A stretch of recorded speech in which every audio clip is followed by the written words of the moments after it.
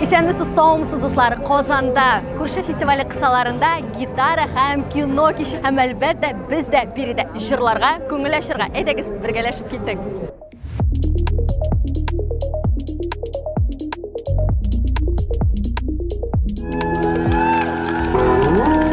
Сәхнәләрсез, билетсыз, репетициясыз, монда килгән кешене бары бер музыкага мәхәббәт берләштерә.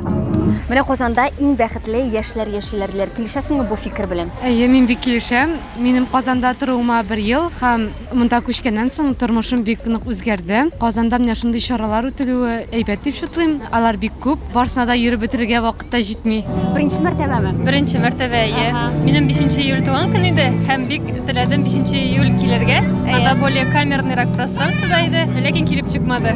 Вот һәм бүген вот бик шатландым, что 7 июль алар тагын шулай җыелдылар, и тагын да күбрәк кеше җыелдылар. Атмосфера ничектер өсти бара. Казанда тагын ни чаралар булуын теләр идегез? Наверное, менә элекке кебек паркларда биюләр оештырсыннар иде. Бүген татар халык, аннары бер атнадан соң бүтән инде халыкның биюләре.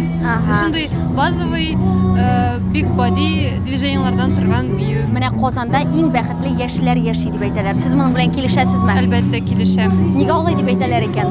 Чөнки шәһәр возможностьлар бирә. Матур Казан. Монда яшьләр өчен бар да уйланган. Монда танышырга җиңелрәк, эшләргә, иҗади яктан үзеңне развивать итәргә җиңелрәк. Бер карасаң, монда гитарага җырларга яратучылар гына җыелган сыман.